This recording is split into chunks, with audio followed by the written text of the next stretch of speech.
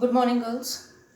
As I told you yesterday that I will be beginning a new chapter in maths, that is chapter number 6, lines and angles. Okay. Now, before starting the exercises of the chapter, I will be first revising with you all the basic concepts of geometry which you have been learning since class 6th. Okay. So, first I will explain you all those concepts and all those definitions we are going to revise here, and you will write all these definitions and properties in your notebook, and then in the next video we will be beginning with the exercise, and you have to learn those definitions. You have to be thorough with all those properties. Okay, now let's begin with the chapter lines and angles. When I say we are going to talk about lines and angles, we have this as a line, this as a line segment. Okay, then we have this as a ray. Now a line is not having a definite length. It can be extended from both the directions. Line segment has a specific length, it has a definite length. Then this is a ray which has only one end point. Okay, so this is a ray, and you know the representation of line segment and ray, right? Then we have the different types of lines. Okay, in the different types of lines we have parallel lines, these parallel lines, and we have intersecting lines. Okay, now you know what are parallel lines. Parallel lines are also called non-intersecting lines. So these are the parallel lines. Okay, they do not intersect. The distance between any two parallel lines always remains the same. Then they can be extended indefinitely. Okay, so these are parallel lines, also known as non-intersecting lines. Then if I name this as A and B, I can write A is parallel to B, or I can write B is parallel to A.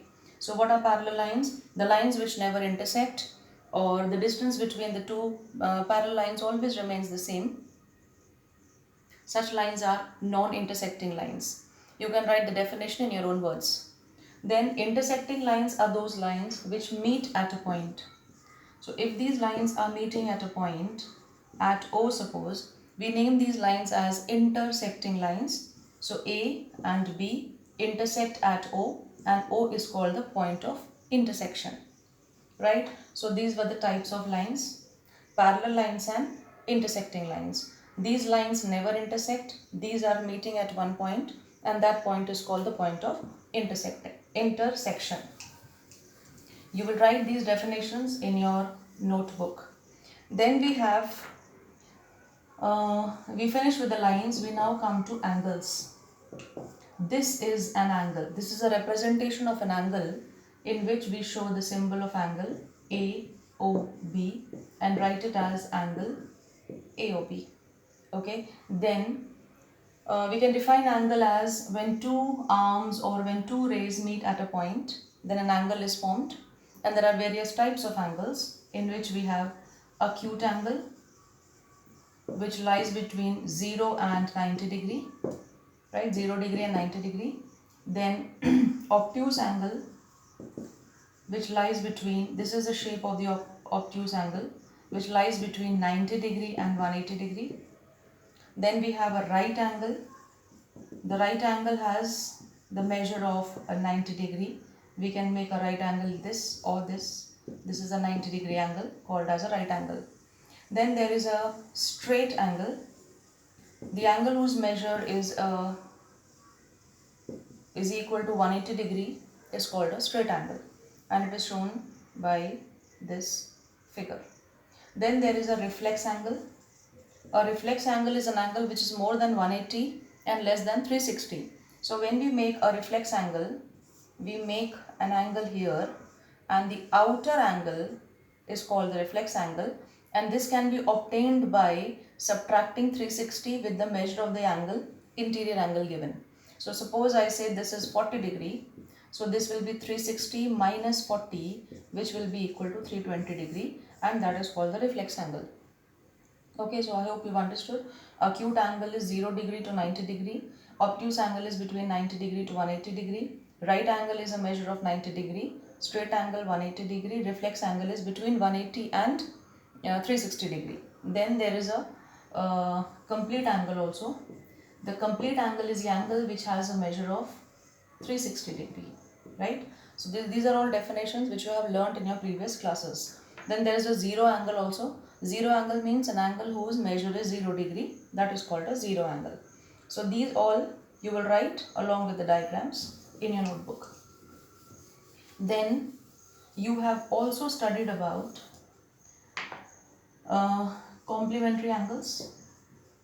The complementary angles are those angles whose sum is 90 degree. Okay, then supplementary angles are those angles, the sum of the two angles or more than two angles is equal to 180 degree. Okay, so suppose 20 degree and 70 degree, I will get 90 degree. So I will call this pair as what? Complementary angles.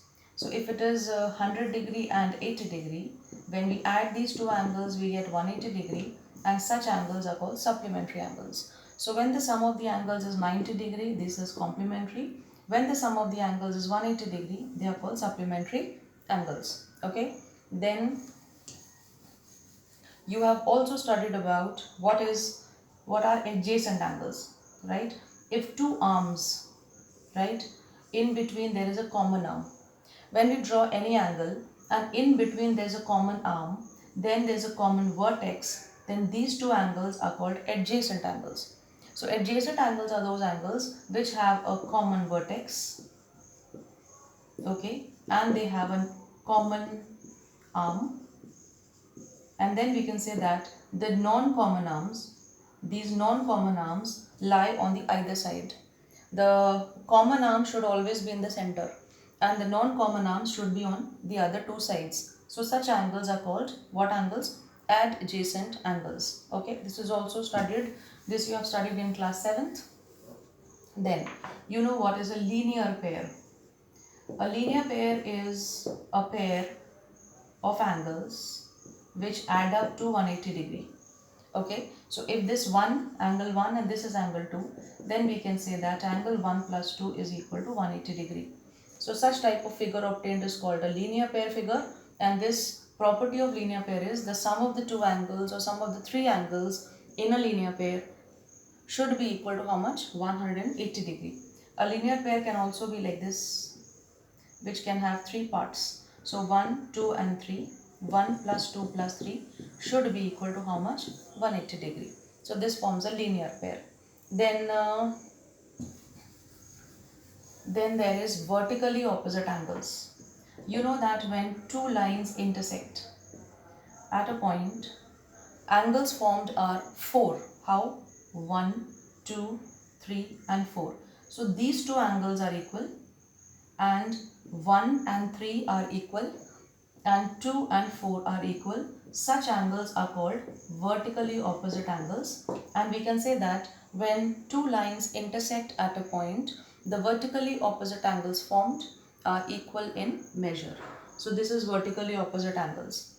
Now we can say that how many more properties are there? Yeah, these are basic properties which you have studied in your previous classes. Now we can say that if there is a linear pair, right, if there is a linear pair, 1 plus 2 is equal to 180 degree. If the sum of the two angles is equal to 180 degree, it forms a linear pair, and we can say that the non-common arms, these are the non-common arms, they lie on the opposite side. So we can say that if a ray is standing on a line, it forms a pair of linear angles, linear pair angles. Okay, and yeah, so we have line, segment, ray, then angle, types of angles, then vertically opposite angles, adjacent angles, then linear pair. All these properties you will write in your notebook along with proper diagrams. Okay, you also know what is a measure of reflex angle, straight angle and zero angle, acute angle, obtuse angle and so on. Then yeah, you also know what are parallel lines and non-intersecting lines. They are same. Intersecting lines are the lines which meet at a point. So you will learn all these definitions. First you will write in your notebook, and in the next video what we are going to do is we are going to begin with the exercise 6.1. But before starting with the exercise, you have to be thorough with all these properties, and then you will be able to do the questions easily. Okay, so complete your work, and in my next video I will start with the exercise 6.1. Thank you.